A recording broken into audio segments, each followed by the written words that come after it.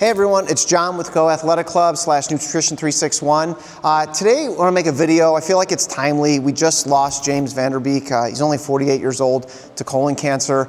And unfortunately, there's some statistics that are a little bit alarming, especially when we talk about adults now that are under 50. It's now the leading cause of cancer-related death. And you know, as a nutritionist and a trainer, there's some steps that I think we can offer here to really reduce the risk. Just some other quick highlights on this.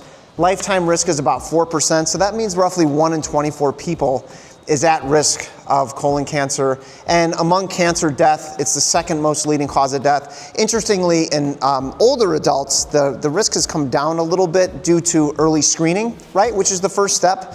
You hit 45 years old, you're gonna have to get a colonoscopy. You know, nobody wants to do it, but it's a great way to reduce risk if you can catch it early. But I want to focus more on steps we can do now to prevent that, especially for those of you who are younger. And even if you are older, it's never too late, right? So fiber.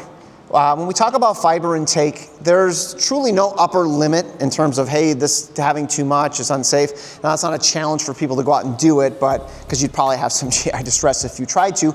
But the general recommendation is about 14 grams per 1,000 calories consumed. Practically speaking, for most people, that's going to be around 25 grams or more per day. And we don't want to get too into the weeds about soluble versus insoluble fiber. And if just to kind of go back on that, soluble fiber is, you know, it's soluble in water, right? So it's going to become viscous and thick. And what that does in your gut is it delays gastric emptying, so it's going to make you feel fuller, helps lower blood sugar levels, which has, downstream benefits, and makes you feel fuller, right? And then insoluble fiber actually speeds transit through the gut. So the truth is, we need both, right? And a quick tip that I give people is, of course, look, eat fruit, eat vegetables, whole grains, oats, nuts. These are all things that are legumes. These are all things that are rich in fiber that you should incorporate into your diet. But as an added, I don't like the word health hack. I just don't love it. But if there is going to be a health hack, I would say getting some soluble fiber into your diet in the form of psyllium is an easy one. 5 to 10 grams a day. You could throw it right into a smoothie. Now, some people don't like that, so you could even get like flavored drinks, think like Metamucil, tastes like Tang, things like that. That's a good insurance policy, almost thinking like how you would think of a multivitamin, right? As like an insurance policy against any nutrient deficiencies. You could do that with fiber, just adding that right in. And again, the added benefits are if you get your HbA1c checked, that's your 3-month trailing average of your blood sugar, it's gonna lower it. Why is that important? Well, lowering that's one of the best predictors of longevity, right? Keeping that at the lower end of normal. So also good impact on your gut microbiome. You want to think of this as feeding good gut bacteria, which is going to have a positive impact on reducing risk of colorectal cancer. Now, also calcium-rich foods. This is one a lot of people don't know about, but calcium binds toxins, right? And again, toxins is a loaded term. It's not one I like to use all the time, but it is true, right? If stuff that we know is carcinogenic is sitting in the colon, we want to get it out of there, and calcium-rich foods help bind that. Now, what's that going to be? Dairy. So think like cottage cheese, Greek yogurt, right? And often dairy gets like a bad rap because ice cream and Greek yogurt and cottage cheese are all in the same category. But the truth is they're completely different foods insofar as the palatability.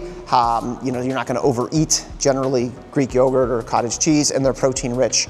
Now, another source you can get is like leafy greens. So think like spinach. Now, I do want to address a myth that's out there. I see it in like the carnivore community pushing nonsense that the oxalates and greens are bad for your kidneys. Well, the truth is if your diet is rich in calcium, which it should be, it binds all of it up. So this is complete nonsense, and the benefits far outweigh any risk. So by all means, get some leafy greens and greens in general in your diet to help reduce this risk. Now, another thing we could do is limit alcohol intake. Now, it's always dose dependent when it comes to alcohol. And when we look at alcohol research, we have this J curve, right, where it was thought for a long time that non-drinkers were not as healthy as social drinkers, right? We always knew heavy drinkers. This is not a healthy habit, right? Everyone kind of would agree on that, but you'd hear on the news, hey, have a couple glasses of wine a day, it reduces risk of all this and that.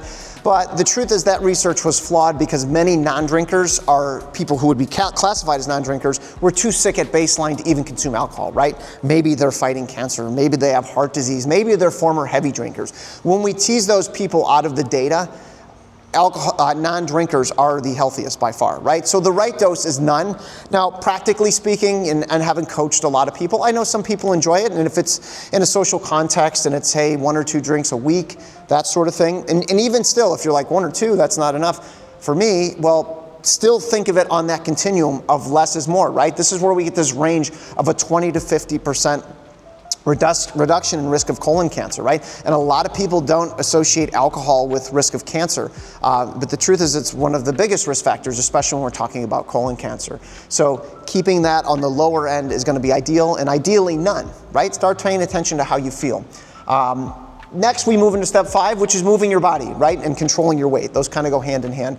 Now, the general recommendation is about 150 minutes a week, and more specifically, that should be a mix of strength training and cardiovascular work, right? I generally recommend at least 2 full body strength training sessions a week.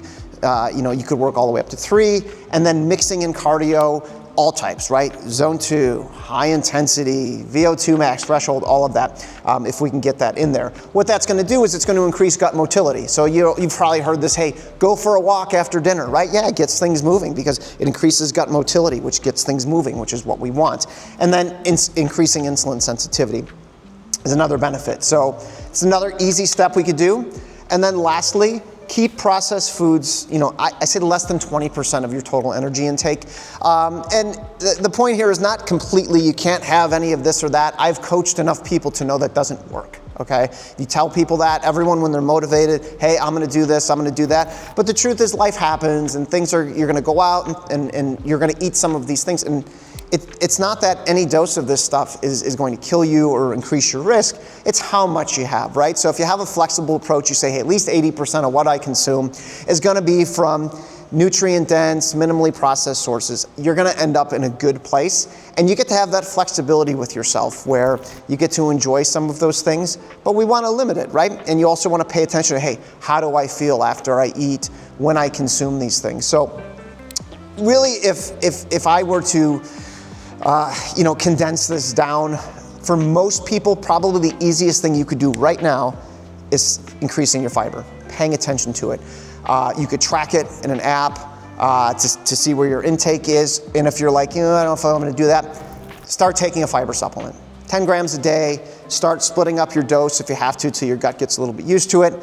That's the number one quick thing you can do to help reduce that risk. And what's really cool about all this is all of these tips, and you'll find this often when we're talking about health-based topics, it also reduces your risks of cardiovascular disease, which is the number one killer of people, right?